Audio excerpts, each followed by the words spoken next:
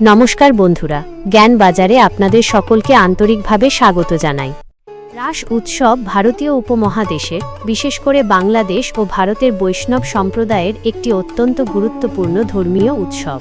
এই উৎসবের মূলে রয়েছে ভগবান শ্রীকৃষ্ণ এবং গোপীদের মধ্যকার অদ্বৈত প্রেমের খেলা, যাকে রাসলীলা বলা হয়।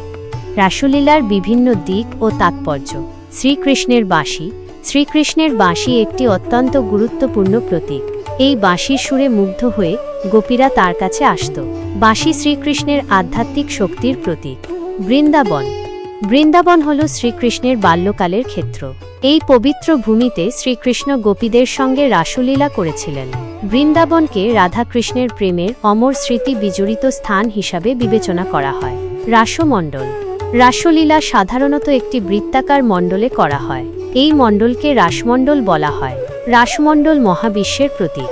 শ্রীকৃষ্ণ কেন্দ্রে থাকেন এবং গোপীরা তার চারপাশে ঘুরতে থাকেন। রাসলীলার প্রতীক। রাসলীলা শুধুমাত্র একটি নাচ নয়, এটি জীবন ও মৃত্যু, ভালোবাসা ও বিচ্ছেদ, একতা ও বৈচিত্র্যের প্রতীক। এটি আধ্যাত্মিক মুক্তির পথকেও নির্দেশ করে। রাস উৎসবের বিভিন্ন রূপ ও ভিন্ন অঞ্চলে উদযাপন। শারদীয়া রাস সাধারণত কার্তিক মাসের পূর্ণিমায় পালিত হয়। বাসন্তী রাস বসন্তকালে পালিত হয়। মণিপুরী রাস মণিপুরে এই উৎসব বড় ধামাকা করে পালিত হয়। এখানে রাসলীলাকে একটি কলা রূপে গড়ে তোলা হয়েছে। ওড়িশাতে রাসলীলাকে জাগর বা যাত্রা নামে ডাকা হয়। বাংলাদেশি রাস উৎসব বিশেষ করে বৈষ্ণব সম্প্রদায়ের মধ্যে ব্যাপকভাবে পালিত হয়। রাস উৎসবের আধ্যাত্মিক তাৎপর্য। ভক্তি ও ভালোবাসা। রাস উৎসব ভক্তি ও ভালোবাসার প্রতীক। এটি শিখায় যে ভগবানের প্রতি আন্তরিক ভক্তি জীবনের সর্বোচ্চ সাফল্য। আত্মসাৎকরণ। রাসলীলায় অংশগ্রহণ করে ভক্তরা নিজেকে শ্রীকৃষ্ণের সঙ্গে একাত্ম মনে করেন। মোক্ষ। রাসলীলা মোক্ষের পথকে নির্দেশ করে। এটি শিখায় যে মায়ার জাল থেকে মুক্ত হয়েই সত্য পাওয়া যায়। রাস উৎসবের সামাজিক তাৎপর্য।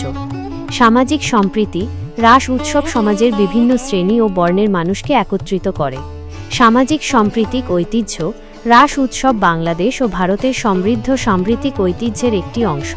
সংক্ষেপে, রাস উৎসব শুধুমাত্র একটি উৎসব নয়, এটি একটি আধ্যাত্মিক অভিজ্ঞতা। এই উৎসবের মাধ্যমে ভক্তরা ভগবান শ্রীকৃষ্ণের সঙ্গে একাত্ম হওয়ার সুযোগ পান। রাসলীলায় অংশগ্রহণ করে ভক্তরা তাদের জীবনের সকল দুঃখ কষ্ট ভুলে যান এবং আনন্দে মগ্ন হয়ে পড়ে। ভিডিওটি ভালো লাগলে লাইক, কমেন্ট, শেয়ার করুন, একটা সাবস্ক্রাইব করে দিবেন। ধন্যবাদ।